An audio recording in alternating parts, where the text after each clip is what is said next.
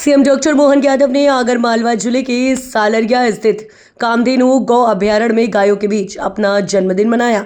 इस दौरान उन्होंने गौ पूजन कर तुलादान भी किया।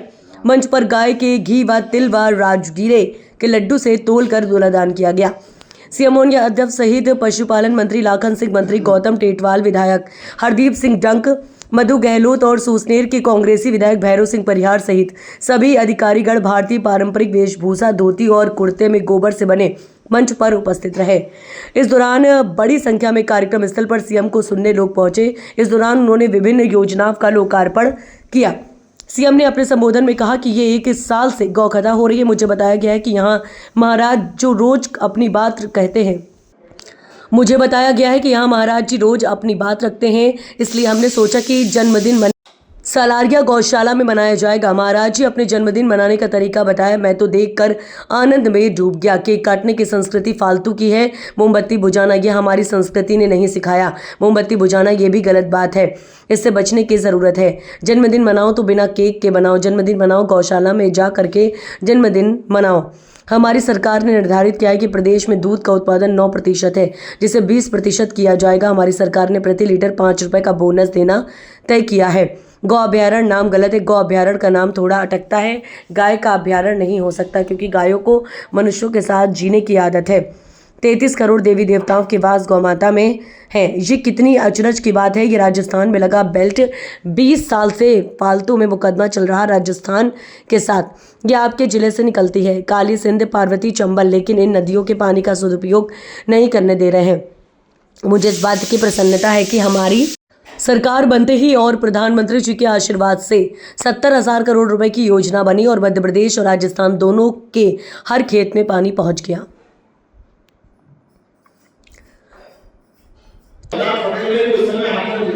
और नरेंद्र मोदी जी के माध्यम से देश झूम रहा है कि हाँ हम आगे बढ़ेंगे, उन्नति करेंगे। ये भौतिक निर्माण तो बहुत हो जाएगा, लेकिन आध्यात्मिक सत्ता को छोड़ करके कभी हमारे भारत का भला नहीं होगा। मैं इस बात के लिए आनंद में हूँ, जब हम अपने भगवान राम के धाम को निर्मला देख रहे हैं, उनके आनंद में सब डूब रहे हैं। तो अब ये जिसका समय आया है, इसके घर गाय वो गोपाल, जिसके घर गाय का कुल वो खड़ा गोकुल।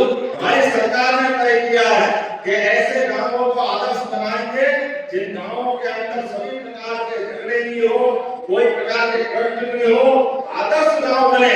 उस गांव को वृंदावन गांव बनाने का हमारी सरकार ने निर्णय किया है। चलो गोपाल कृष्ण भगवान की जब वृंदावन गांव की बात आएगी तो हमारा सालरिया तो सबसे पहले आ जाएगा। इससे आनंद कहाँ आएगा। आज हमारी सरकार के द्वारा भी लगातार किसानों की बेहतरी के लिए एक के बाद एक लगातार कदम उठा रहा है। और क्या किसान, क्या गरीब, क्या महिला, क्या युवा, सबके जीवन की बेहतरी के लिए सरकार काम कर रही है। और ये देखो कितना आश्चर्य की बात, ये राजस्थान से लगा भेंट 20 साल से मुकदमा चल रहा राजस्थान के साथ। ये आपके जिले से निकलती है पार्वती, काली, सिंध, चंबल, लेकिन इन नदियों के पानी का उपयोग सदुपयोग नहीं करने दे रहे। मुझे इस बात की प्रसन्नता है, हमारी सरकार बनी और यशस्वी प्रधानमंत्री ने आशीर्वाद दिया। 70,000 करोड़ की योजना बनी, 70,000 करोड़ की। और राजस्थान और मध्य प्रदेश की दोनों की हर किसान के खेत में पानी पहुंचे, हर एक के जीवन में बदलाव आए, इसलिए हमने उसका भूमि पूजन किया। और मुझे बताया गया कि सालरिया में भी पानी की जरूरत है, तो कुटारिया खेत से यहाँ भी पानी दिया जाएगा। इसमें कोई तकलीफ आने वाली नहीं आपके क्षेत्र के अंदर। और कुटारिया क्या कहोगे, हमारा तो आगर जिला को भी नंबर 1 का जिला बना के छोड़ेंगे, कोई तकलीफ आने वाली नहीं है। अब लगातार एक के बाद एक सभी प्रकार के प्रयोग करते हुए उद्योग के मामले में भी अभी आगे में गुंजाइश बाकी है, लेकिन बहुत जल्दी उद्योग आगे में भी लगेंगे। इसका प्रयास हमारे द्वारा होगा। हमने प्रयास किया है, जब से सरकार बनी है, हर महीने औद्योगिकरण के लिए ऐसे स्थान पर पहली बार औद्योगिक समिट की, जहाँ पहले कभी नहीं हुई थी। हमारा एक उज्जैन, ग्वालियर, जबलपुर, सागर, रीवा, शहडोल, नरकापुरम एक संभाग में लगातार अभियान चलाया।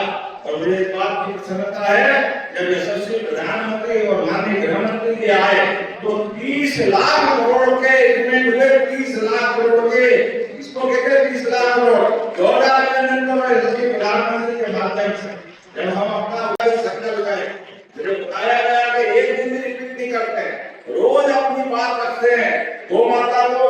कुछ भी कथा सुनाते हैं वो सबको लेके चलते हैं। इसलिए मैंने कहा जन्मदिन मनेगा तो कहीं नहीं मनेगा, सावरिया गौशाला में मनाया जाएगा।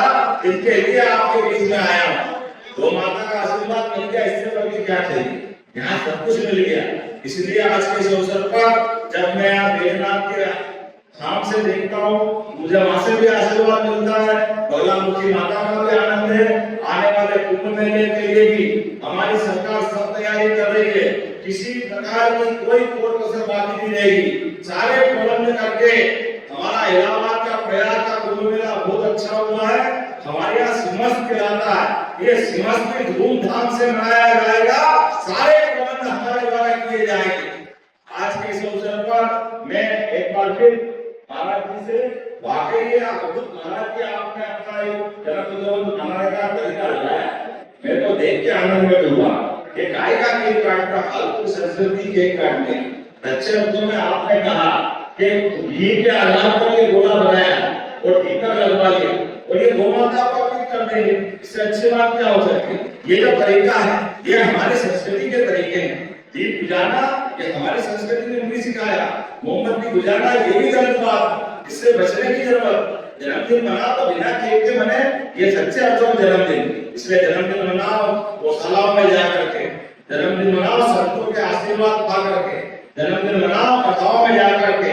ये हमारी संस्कृति को न केवल पुष्पित पल्लवित करते हैं बल्कि आगे बढ़ने का संदेश भी देते हैं। इसलिए आज मैं आपके बीच महाराज जी हमारे लिए अप्रैल के महीने में लगभग अमित शाह जी के माध्यम से, नेशनल डेवलपमेंट बोर्ड के माध्यम से लखन पटेल जी यहाँ मौजूद है। हमारी सरकार ने तय किया है कि इस प्रदेश के अंदर दूध का उत्पादन भी 9% है, इसको 20% तक ले जाएंगे। 20% तक किसानों की आमदनी बढ़ाएंगे। मुझे लगता है किसान भी बैठे दूसरे को वही आगे बैठ गए। अरे दूध की आमदनी बढ़ाएगा, काली वाली बजा के बताया कैसे क्या हाल हो गया।